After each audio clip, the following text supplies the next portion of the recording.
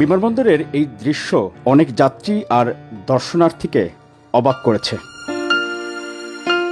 বিশ্বে এমন নারীর উদাহরণ হয়তো খুব কমই আছে যার শ্বশুর রাষ্ট্রপতি আর শাশুড়ি প্রধানমন্ত্রী, স্বামী দেশের সবচেয়ে বড় এবং জনপ্রিয় রাজনৈতিক দলের শীর্ষ নেতা, আর তিনি নিজেও নামকরা চিকিৎসক। এ তো ছিল ডাক্তার জোবাইদা রহমানের শ্বশুরকুলের পরিচয়। ডাক্তার জোবাইদা রহমানের বাবা ছিলেন নৌবাহিনী প্রধান, সাবেক মন্ত্রীও তিনি। আর জোবাইদা রহমানের আপন চাচা মহান স্বাধীনতা যুদ্ধে সশস্ত্র বাহিনী সর্বাধিনায়ক জেনারেল এমএজি ওসমানী। আর তার চাচাতো বোন আইরিন খান ছিলেন আন্তর্জাতিক মানবাধিকার সংস্থা অ্যামনেস্টি ইন্টারন্যাশনালের ৭ম মহাসচিব।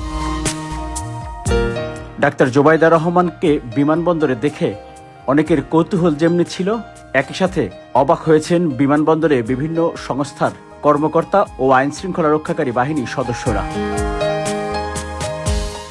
এমন পারিবারিক পরিচয় থাকা একজন নারী তার নিজের লাগেজ এবং হ্যান্ডব্যাগ দুটি একসাথে বহন করছিলেন পুরো বিমানবন্দরে।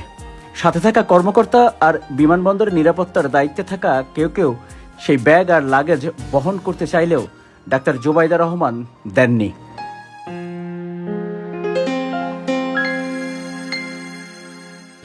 এর আগে সকালে গুলশানে বেগম খালেদা জিয়ার বাসভবন ফিরোজা থেকে বিমানবন্দরের উদ্দেশ্যে রওনা হন তিনি।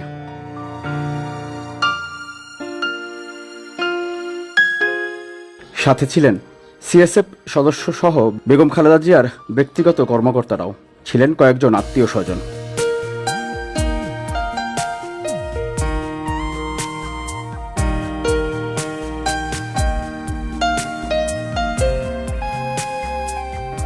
বিমানবন্দরের ভিআইপি টার্মিনালে তাকে স্বাগত জানান বিভিন্ন সংস্থার কর্মকর্তারা।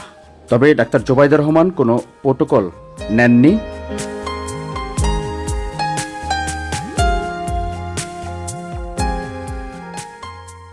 অনেকেই বলছেন, এমন পারিবারিক পরিচয় থাকার পরও জোবাইদা রহমানের মধ্যে বাঙালি বধূর, বাঙালি নারীর শতভাগ প্রতিচ্ছবি ফুটে উঠেছে।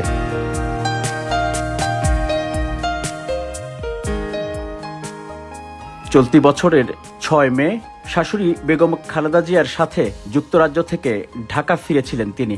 আর তার এই দেশে ফেরা ছিল ১৭ বছর পর। ২০০৮ সালে স্বামী তারেক রহমানকে চিকিৎসার জন্য যুক্তরাজ্যে নিয়ে গিয়েছিলেন তিনি। স্বামী তারেক রহমান আর মেয়ে ব্যারিস্টার জাইমা রহমান সহ বসবাস করছিলেন তিনি।